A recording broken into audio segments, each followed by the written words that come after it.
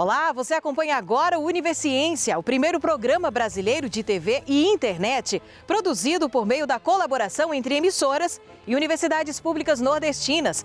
Veja as pesquisas produzidas no Nordeste que vamos conhecer hoje. Novo tipo de iogurte à base de cogumelo é criado na Bahia.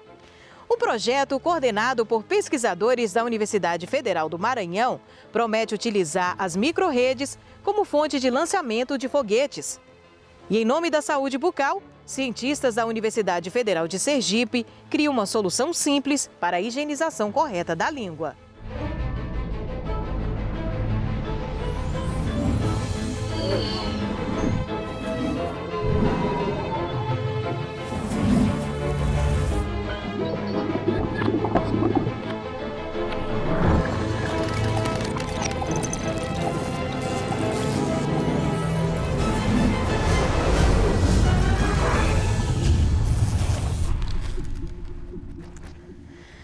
O cogumelo começa a cair no gosto do brasileiro. O estado da Bahia é responsável por alguns produtos criados à base desse alimento. Recentemente, você viu aqui no Univerciência uma pesquisa da Universidade Estadual do Sudoeste da Bahia que descobriu o potencial nutritivo do fungo para enriquecer a granola. Dessa vez, no Instituto Federal Baiano, criou-se um iogurte feito com pó de cogumelo. O alimento altamente nutritivo promete diversos benefícios à saúde. No Brasil, a gente tem, em média, segundo dados do IBGE de 2020, que o brasileiro consome, cada brasileiro consome por ano em torno de 160 gramas de cogumelos comestíveis. 160 gramas, repito. Enquanto que países orientais como China, Itália, Espanha, Japão já introduzem isso desde muito cedo na sua dieta. Tanto é que, por ano, um habitante chinês, por exemplo, consome 8 quilos de cogumelos comestíveis. Então, por trás da pesquisa, que tem um viés também econômico, tem também essa finalidade de estimular o maior consumo dos cogumelos comestíveis pelo potencial que esses cogumelos têm de melhorar o nosso sistema imunológico, fornecer nutrientes que são importantes para o nosso desenvolvimento. Então, tem essa finalidade também de enriquecer uma bebida que já é tradicionalmente já faz parte da nossa dieta, que é o iogurte. Então, adicionamos o iogurte, ao iogurte adicionamos o cogumelo e aí a gente tem essa bebida que foi patenteada, que é o iogurte adicionado de cogumelo desidratado em pó.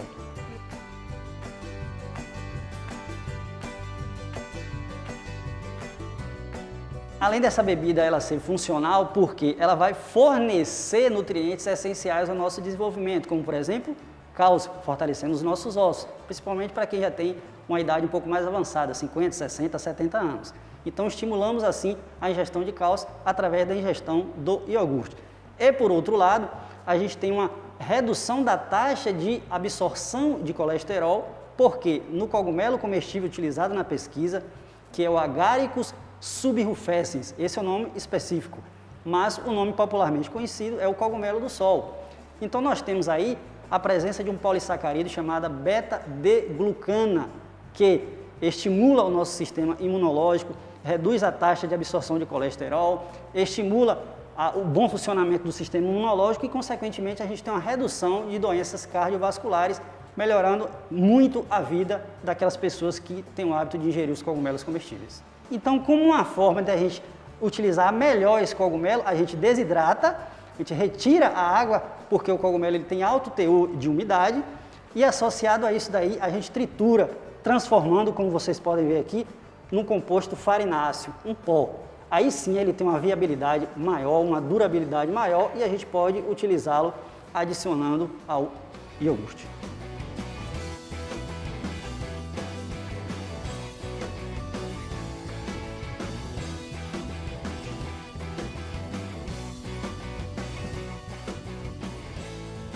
Então tivemos essa curiosidade e principalmente a preocupação em fazer teste de análise sensorial às cegas, ou seja, as pessoas, os provadores, foram orientados a consumir o iogurte, mas eles não sabiam que ali a gente tinha concentração de cogumelo. Então, a gente colocou diferentes concentrações e uma amostra, foram 5 amostras, dessas 5 amostras, uma não tinha nenhuma concentração do cogumelo do sol e para nossa felicidade, o iogurte, a amostra que não tinha nenhuma concentração do cogumelo do sol foi a menos aceita.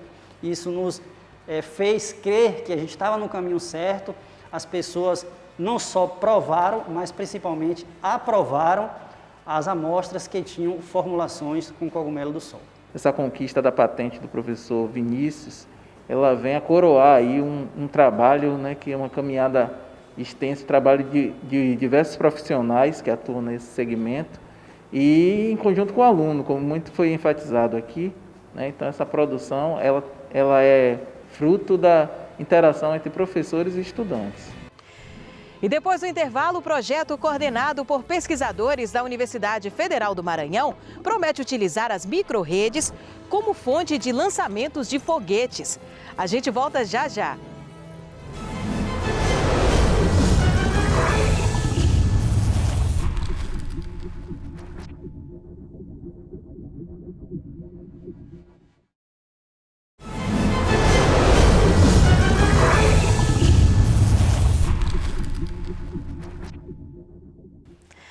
Micro-redes são definidas como uma rede de distribuição de energia elétrica que pode operar isoladamente do sistema de distribuição, atendida diretamente por uma unidade de geração distribuída. Fazendo uso dessa tecnologia, pesquisadores da Universidade Federal do Maranhão desenvolveram um projeto para o Centro de Lançamento de Foguetes de Alcântara. A participação do Instituto de Energia Elétrica da Universidade neste projeto consolida o grupo como pioneiro em pesquisa aplicada nesta área no Brasil.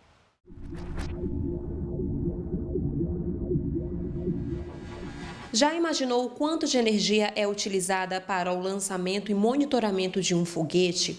O consumo de energia de um centro de lançamento? Pensando nisso, a Universidade Federal do Maranhão desenvolve, em parceria com a Equatorial Energia, um projeto que dá ao Centro de Lançamento de Alcântara modernização tecnológica.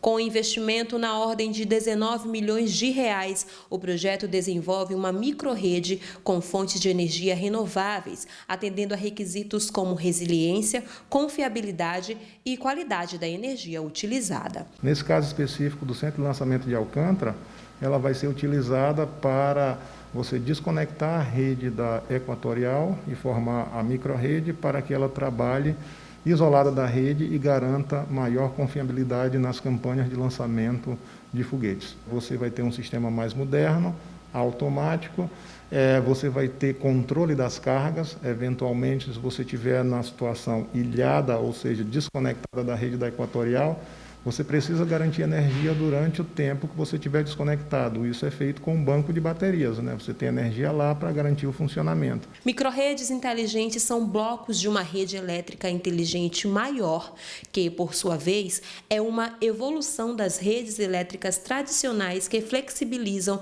as relações entre consumidores e fornecedores de energia, permitindo benefícios técnicos e econômicos para todos os seus agentes. No laboratório do Instituto de Energia Elétrica da UFMA, observamos uma pequena amostra de como a microrrede será montada em Alcântara.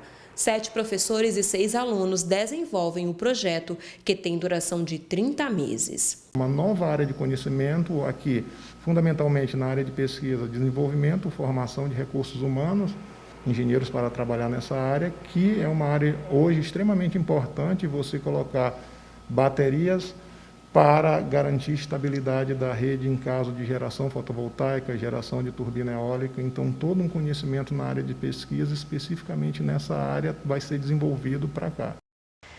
Estudar o universo pode nos ajudar a solucionar alguns mistérios que até hoje existem para a ciência, como a formação dos planetas, suas características, entre tantas outras coisas. A Universidade Federal do Rio Grande do Norte, atualmente, integra um consórcio internacional para a construção de um novo instrumento de pesquisa astronômica, a fim de descobrir novos planetas com características semelhantes à Terra.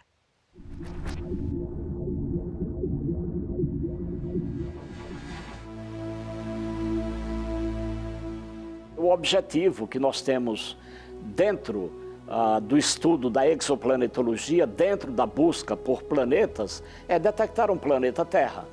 Claro, é importante a detecção de outros planetas, de todos os tipos, tamanhos, temperaturas e composição e característica, porque isso vai aumentar as estatísticas para nós entendermos como é que o mundo planetário lá fora é constituído. Em 1995, houve um momento decisivo na minha vida, foi quando Michel Mayor anuncia a descoberta do seu primeiro exoplaneta, ou seja, a descoberta do primeiro planeta fora do Sistema Solar, planeta esse orbitando a estrela 51 Pégasus, ou seja, uma estrela que fica na constelação Pégasus, né? E que tem características parecidas, inclusive, com o nosso Sol.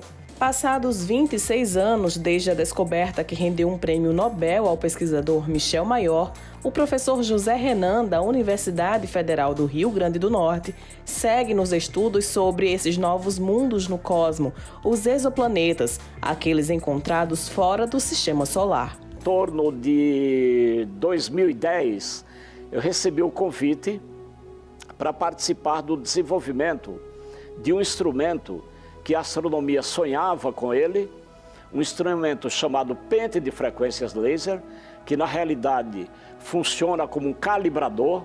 Todo instrumento eletrônico que é concebido, construído, ele precisa de padrões de calibração. Esta câmera que está nos registrando aqui, ela foi desenvolvida, ela foi concebida através de padrões de calibração, para ver se o brilho dela, a precisão dela, a resolução dela. Então a astronomia, ela precisava de um calibrador ideal.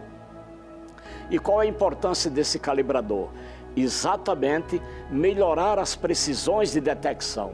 Esse projeto para o desenvolvimento de um pente laser seria a solução para nós tentarmos detectar planetas com as características da Terra, orbitando estrelas com as características do Sol.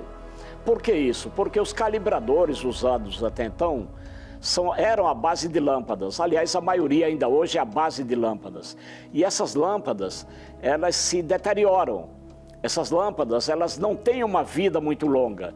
E o que se precisa para você medir com altas precisões, medidas em astronomia, é exatamente você ter calibradores que tenham vida longa e que ofereça uma confiabilidade em precisão muito mais do que as lâmpadas. Hoje já são 20 planetas descobertos em torno das mais diferentes tipos de estrelas, com um detalhe importante: somente nos últimos 12 meses nós descobrimos 10 novos planetas. Com esses números, nós colocamos a nossa UFRN como sendo a instituição brasileira que está no topo da exoplanetologia, no topo das descobertas de planetas extraterrestres. Mais recentemente, a UFRN passou a integrar um novo consórcio internacional para a construção de um novo instrumento que visa possibilitar a busca pelos chamados novos planetas Terra. Esse instrumento ele tem um nome sugestivo, NIRPS, um buscador de planetas no infravermelho. Esse instrumento ele vai marcar uma época. Muito provavelmente, se até agora nós descobrimos 20 planetas em 10 anos, muito provavelmente, a partir de março de 2022, nós vamos descobrir pelo menos um planeta por mês. O próximo projeto do núcleo, coordenado pelo professor Renan, envolve a participação na construção de um supertelescópio. O pesquisador acredita em um futuro cheio de possibilidades e descobertas na área. Está em construção, pelo ESO, um telescópio de 39 metros do seu espelho principal. Nós somos então convidados agora a dar um passo maior para participar de um projeto de construção de um espectrômetro que tem o nome de HIRIS, que é, traduzindo em bom português, é um espectrômetro de alta resolução para esse telescópio de 39 metros. Constituímos um consórcio internacional com 18 institutos da Europa, mais um instituto americano, mais um instituto canadense e, obviamente, a nossa UFRN fazendo parte. Com esse instrumento chamado HIRIS espectrômetro, nós vamos conseguir mostrar se esses planetas, eles têm uma atmosfera idêntica à nossa, uma atmosfera que contém os ingredientes que nós encontramos aqui, ingredientes esses indicativos de atividade biológica, de atividade de vida. Esse é o grande trunfo da ciência, digamos.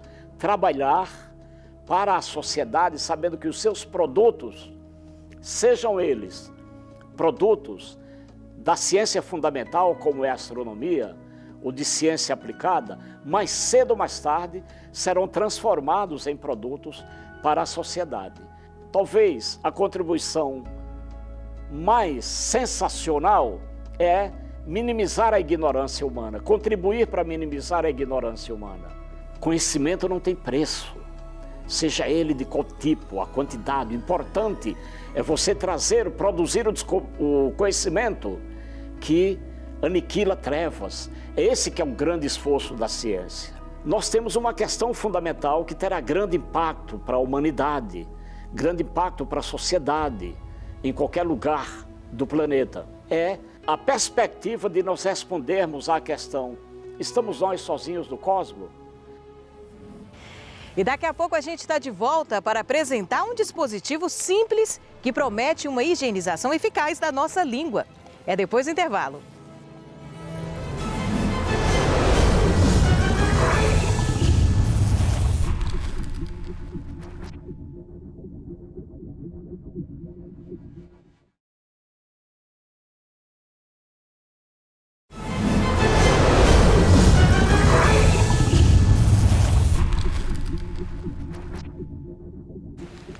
Agora a gente vai falar de higiene bucal.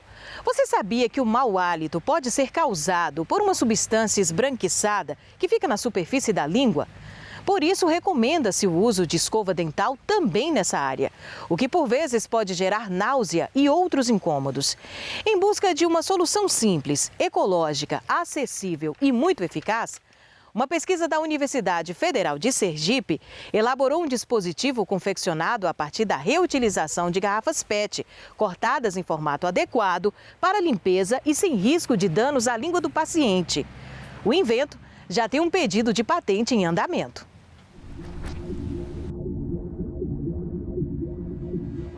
Nós recomendamos em alguns pacientes a limpeza da língua para controle da halitose intraoral. A principal causa desse tipo de halitose é a saburra lingual. Essa saburra é uma cobertura esbranquiçada que fica na superfície da língua, no dorso da língua, que todo mundo forma. Pessoas que naturalmente têm hábitos de higienização, mesmo que não escovem a língua, elas podem não ter alteração de hálito, porque ao falar, essa saburra é normalmente removida com a alimentação, com a ingestão de líquidos, ela é naturalmente removida. Porém, se eu tenho algum processo aí, pode alterar esse equilíbrio, então é uma formação de maior quantidade de saburra, e eu posso precisar higienizar essa língua para controlar a formação desses compostos mal cheirosos. No mercado já existe há algum tempo alguns dispositivos para a limpeza da língua. Então eles podem ser de vários desenhos, de várias formas,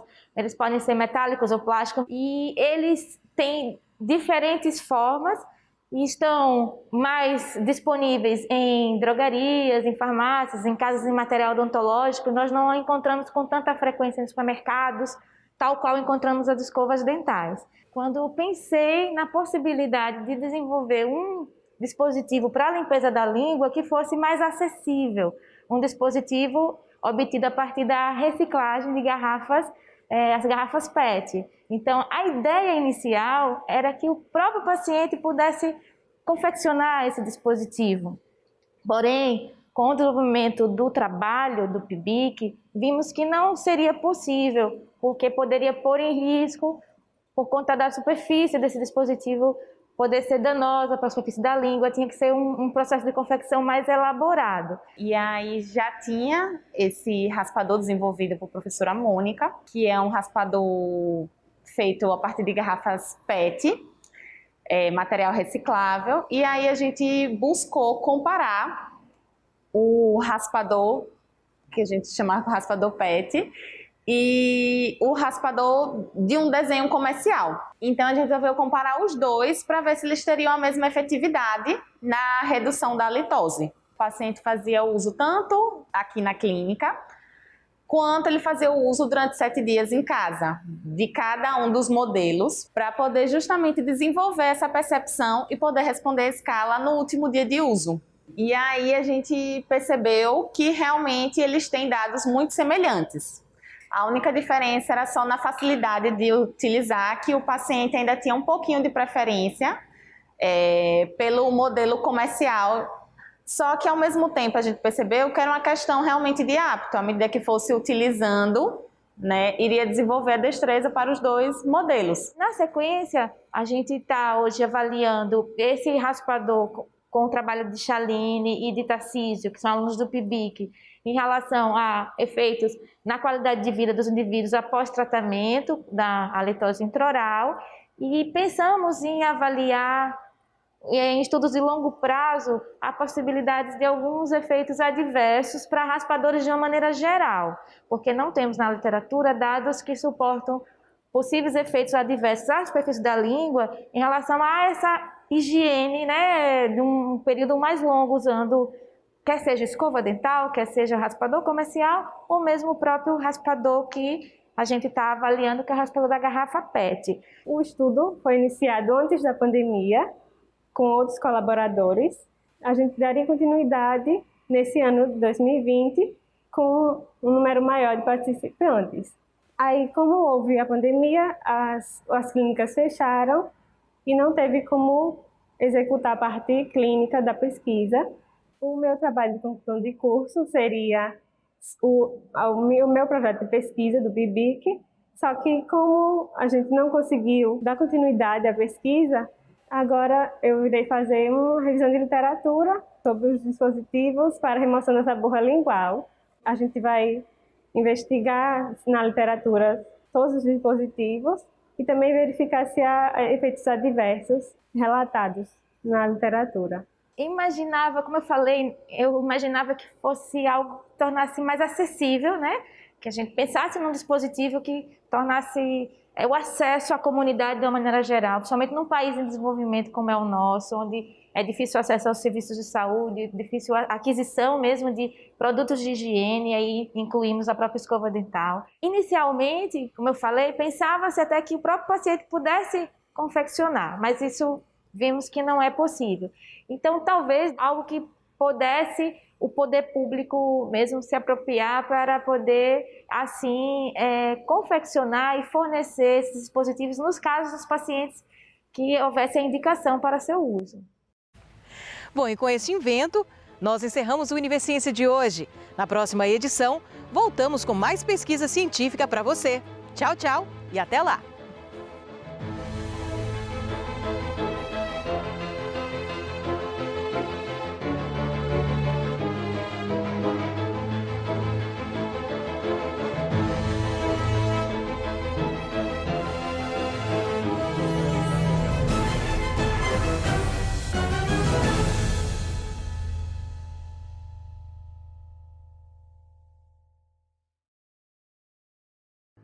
Olá, tudo bem? A partir de agora a gente acompanha mais um Universiência, o primeiro programa de TV e internet produzido por meio da colaboração entre emissoras, universidades públicas e institutos federais do Nordeste.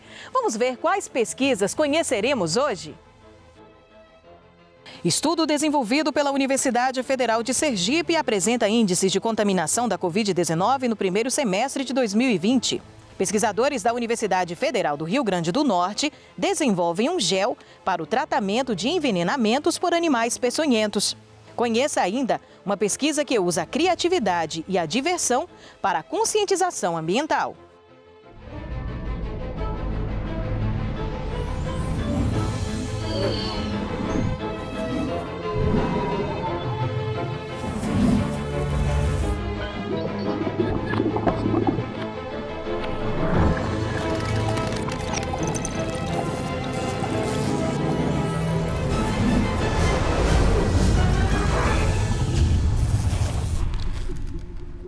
Em julho, o estado de Sergipe teve o menor número de infecções causadas pelo novo coronavírus.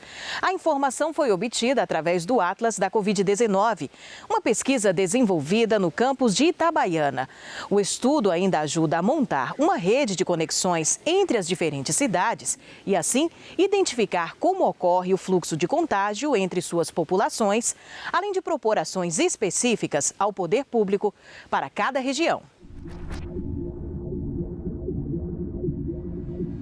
Minha pesquisa é vinculada ao grupo que eu sou tutor, que é o PET, Programa de Educação Tutorial de Geografia do campus de Itabaiana.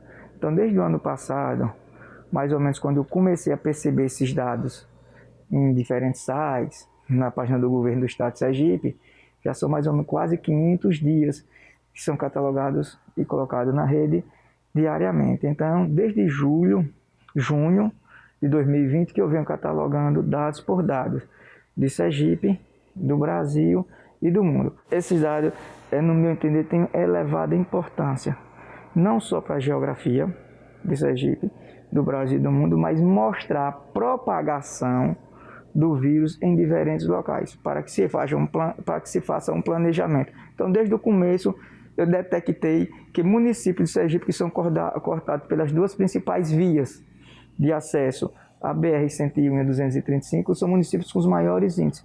Então, isso serve para quê? Para que os gestores observem principalmente pontos de paradas, postos, locais em que tem maior aglomeração. Eu mostro também que em Sergipe, os maiores aglomerações são nas áreas, no Sergipe, no Brasil e no mundo, nas áreas urbanas.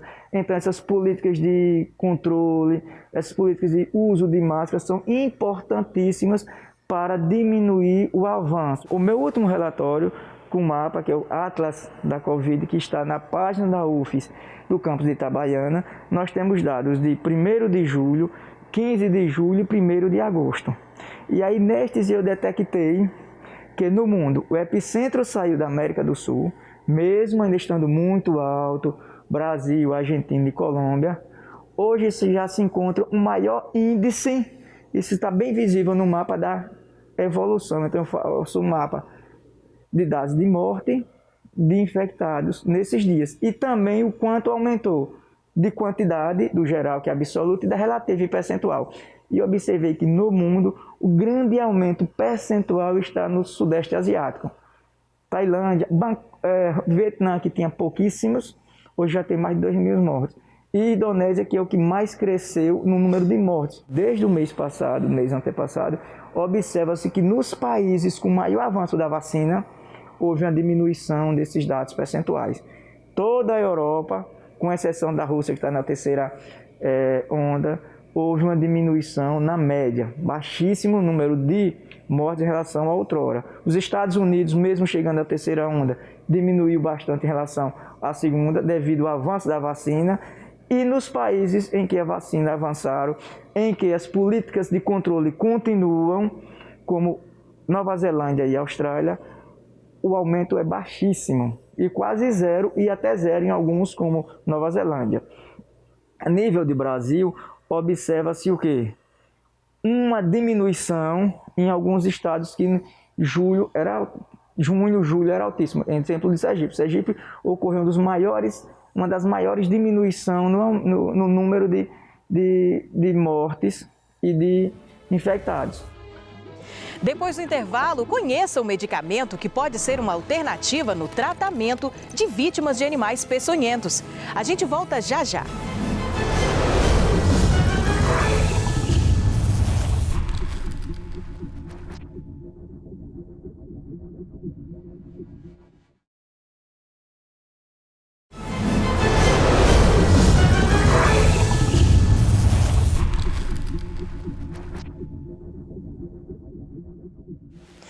Um gel desenvolvido com plantas da região como produto alternativo para o tratamento de envenenamentos provocados por animais peçonhentos. Esse é o resultado de uma pesquisa da Faculdade de Farmácia da Universidade Federal do Rio Grande do Norte.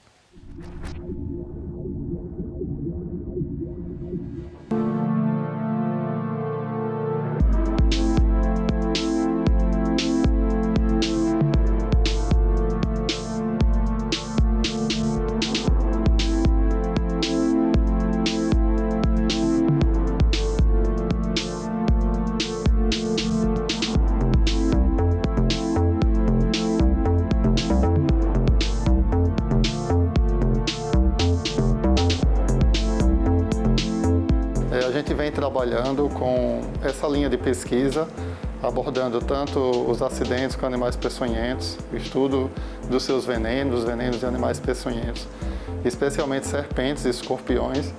A gente vem trabalhando há mais ou menos 14, 15 anos aqui na UFRN, no laboratório do TecBiofar.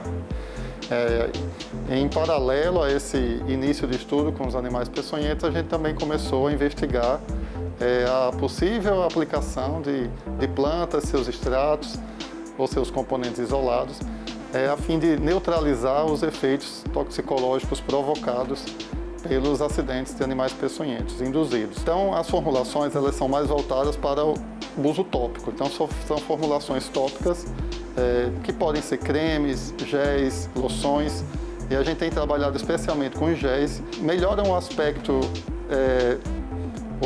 de apresentação do extrato. O extrato natura ele tem uma coloração mais escura, uma coloração mais forte, então o gel ele traz esse aspecto melhor apresentável, favorece a absorção, favorece também um tempo de absorção e uma compatibilidade com a pele, que é o local que a gente tem aplicado para o tratamento de animais, e a gente espera que no futuro também seja aplicado em humanos. Existe uma lenda, um mito popular de que esse Tejuaçu, quando ele encontra uma serpente e inicia uma luta com essa serpente, esse Tejuaçu ele acaba não morrendo, não sofrendo nenhuma consequência da picada, porque ele previamente ingeriu, né, alguma parte dessa planta, né, desses pinhões. E aí, a partir dessa observação popular, né, a gente ficou, será que esse uso popular, né, não teria nenhum fundamento científico? E foi isso que a gente buscou investigar. Então, primeiramente, a gente focou na espécie Jatropha gossypifolia, que é o pinhão roxo, que tem muito uso popular como antiofídico, usado também para tratamento de febre, como analgésico, também tem uso como laxante, tem vários usos populares. E aí a gente investigou inicialmente o pinhão roxo e aí depois abrimos o leque para outras espécies. E aí a gente chegou nessa família botânica, que é a família Jatropha, que vem trazendo resultados bem interessantes para a gente.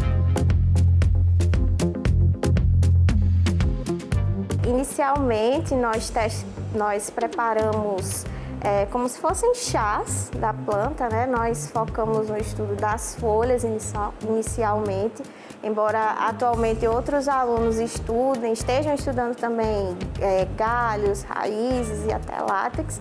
Mas inicialmente nós preparamos um extrato das folhas, um extrato aquoso, como se fosse um chá, igual o chá que a gente prepara em casa, né?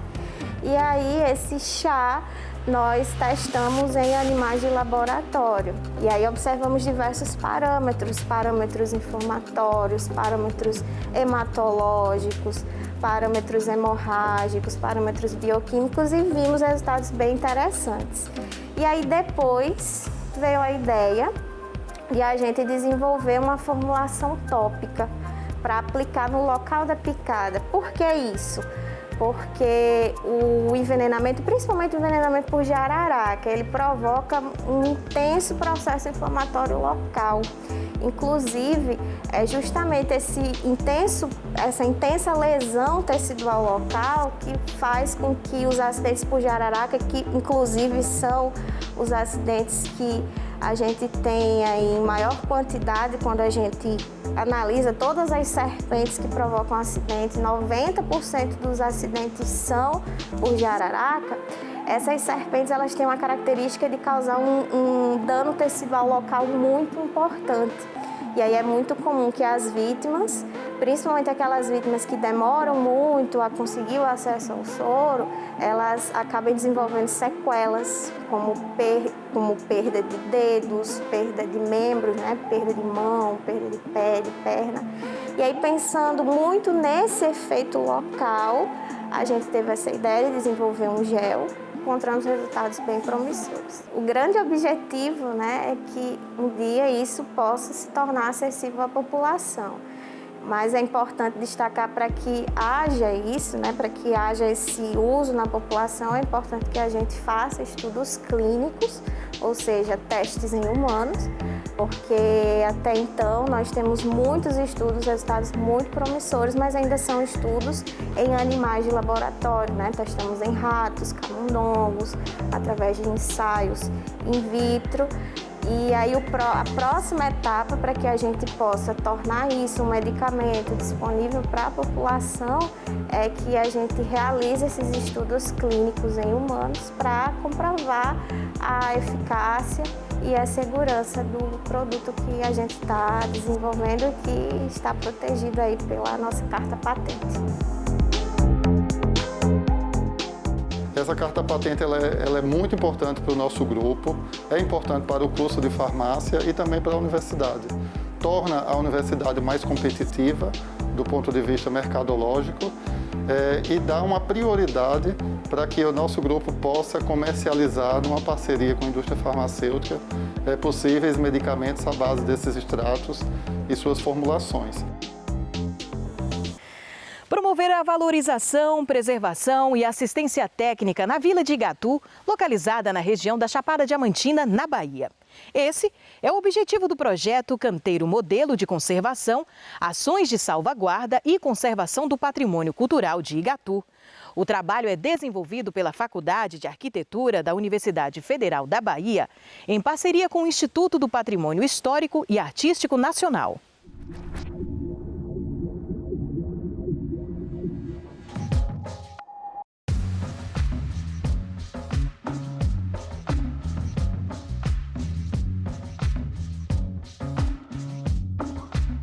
O Canteiro Modelo de Igatu é um projeto em parceria, né, entre o IFAM e a Faculdade de Arquitetura da UFBA. Ele vem em desenvolvimento desde 2019, teve um período aí de paralisação com a pandemia e retomamos as atividades em março de 2021. O grande objetivo do projeto é trazer uma discussão, conectar uma discussão que envolve assessoria e assistência técnica em arquitetura e urbanismo, de acordo com a lei, né, federal 11.888, que fala do direito de toda família com renda até 3 salários mínimos de ter assistência técnica gratuita para viabilizar a construção ou a reforma das suas casas. E aí a gente, nesse projeto, está conectando essa discussão da assistência técnica com a discussão da preservação patrimonial. Igatu é uma vila, né, na Chapada Diamantina, um distrito do município de Andaraí, e que é tombado desde dos anos 2000, né? E que tem uma situação que foi sendo caracterizada como uma descaracterização do patrimônio a partir da construção das habitações pelos moradores de Igatu, que seguem construindo suas vidas, e então as necessidades de adaptação desses imóveis. Envolve 3 frentes de ação, que são o escritório experimental, o laboratório experimental e as oficinas experimentais. Na parte do escritório, onde a gente entra em contato com as famílias, conversa com elas sobre as suas necessidades, interesses e intenções de ampliação e reforma de suas casas, e discutindo com elas e com o IFAM, chegamos a um projeto que contemple tanto as normativas do IFAM em relação à preservação do patrimônio, quanto às necessidades das famílias em relação à ampliação de seus espaços de vida. Nós temos aí nessa frente o atendimento definido para 25 famílias. A frente de oficina experimental é uma frente que ela está voltada, né, para a interação dos saberes construtivos populares com os saberes acadêmicos, pensando a especificidade de Igatu como uma vila que ela vem, né, ela tem sua origem no garimpo, né? O garimpo ele procurava o diamante, o ouro e o carbonato, e a pedra era um subproduto, e esse subproduto utilizado como principal material de construção, o que gera, vamos dizer assim, uma arquitetura bastante peculiar nessa região da Chapada Diamantina, né? Então, nas oficinas, o que a gente tem feito é uma interação com os construtores de Igatu, aqueles que detêm esse saber tradicional, documentando as suas ações e colocando em interlocução com estudantes da Faculdade de Arquitetura, procurando também, vamos dizer assim, valorizar, né, esse saber construtivo local. Bom, a terceira frente é a frente do laboratório experimental. Essa frente é uma frente mais voltada para pesquisa e entendimento de algumas condições específicas da vila de Igatu. Nesse caso, a gente está, em função, inclusive, dos diálogos com os moradores, se focando, né, na questão do saneamento.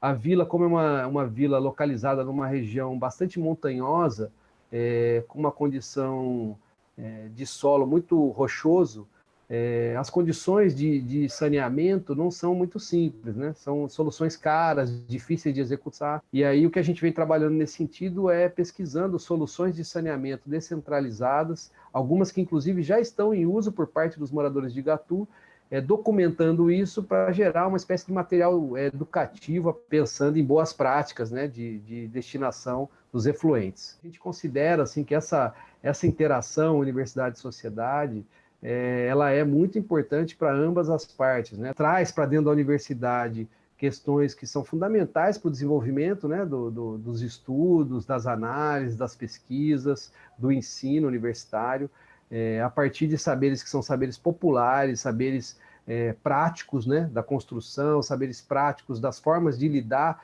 e de viabilizar os espaços de vida, né, dos moradores num sítio tombado. E, ao mesmo tempo, né, a gente consegue também, nesse diálogo, nessa troca, aportar conhecimentos, informações, questões que estão dentro da universidade, questões técnicas, de conhecimento acadêmico, para os moradores.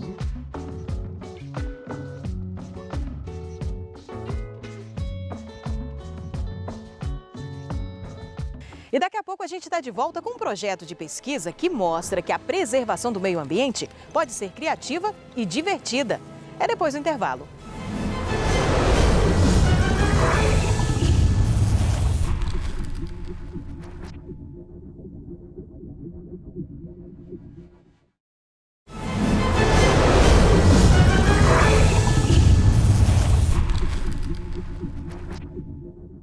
Cuidar bem do meio ambiente pode ser divertido. A ideia do projeto de pesquisa de uma turma muito criativa do Instituto Federal da Bahia foi transformar conceitos de preservação e de conscientização em um joguinho, o Ecodivertidos, que tem como pano de fundo a cidade de Vitória da Conquista, na Bahia.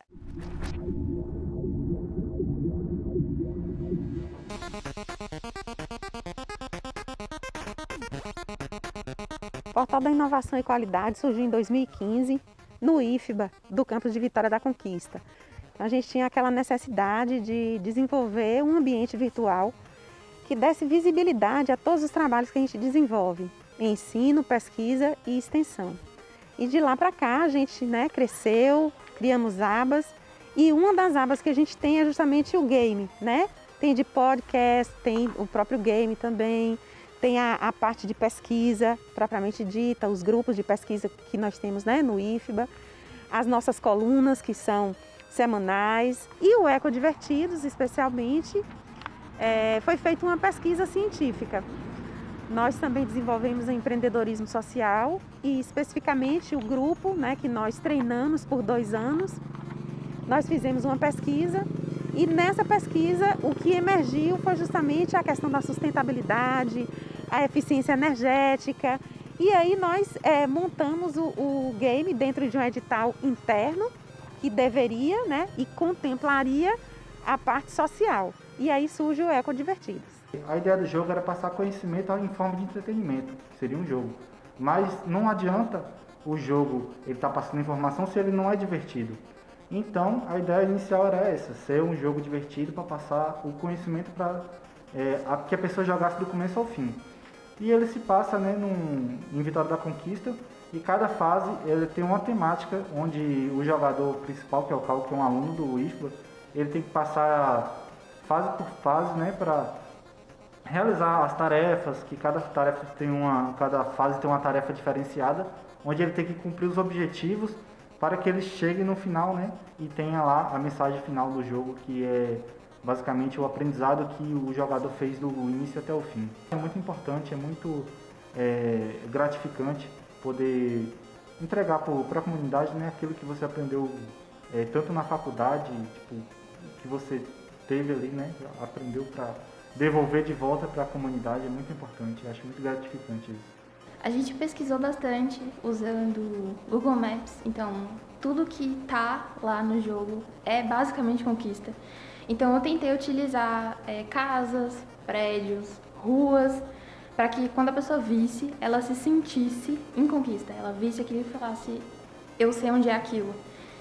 Então foi um processo um pouco demorado, porque a gente tinha que testar se estava bom, se não estava, se ia ficar legal, se não ia.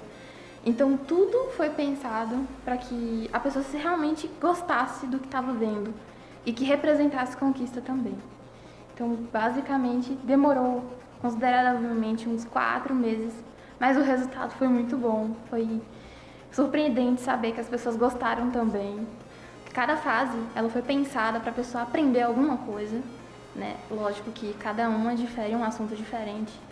Então, tem uma fase mesmo que a gente fala sobre reciclagem, que eu acho que realmente é uma coisa importante. E a pessoa aprende realmente coisas básicas, ela tenta mudar o conceito dela através do jogo. Muitas vezes vi pessoas dizendo que gostou muito do jogo porque conseguiu aprender alguma coisa diferente. E foi muito bom essa experiência. E o game, ele chama a atenção de quaisquer idades, né? Ou jovens, ou mais adultos, ou o pessoal da melhor idade também, né? Você está ali, está aprendendo um pouco mais de cidadania, né? De sustentabilidade, de eficiência energética, não importa o tema, aqui no caso focamos, né, a questão da sustentabilidade, da ecologia, né? Do respeito à água, né? ao planeta, tudo isso. E quando nós tiramos essa informação das pesquisas, nós podemos imaginar que, criando um personagem, como tem o game, né, a gente poderia alcançar muitas pessoas, né, como eu sei que a gente tem alcançado bastante, porque ele já está na rede, né, há algum tempo, e a gente tem como aferir esses resultados, né, ver quantas pessoas entraram, também fazer uma futura pesquisa para saber que outros temas a gente poderia também abordar nos próximos games, né? Enfim, a capilaridade e a forma que a gente também leva, né, o assunto de uma maneira diferente, não tão somente palestras ou cartilhas, né, ou lives como a gente tem hoje, mas uma forma lúdica, uma forma que todo mundo entende e que também mexe com outras habilidades que a gente precisa dominar, né? Muitas vezes.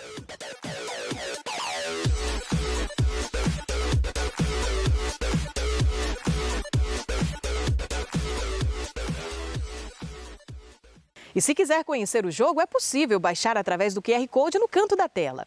Bom, e com esta forma diferente e divertida de conscientização ambiental, encerramos o Universiense de hoje. Na próxima edição, voltamos com mais pesquisa científica nordestina para você. Tchau, tchau e até lá!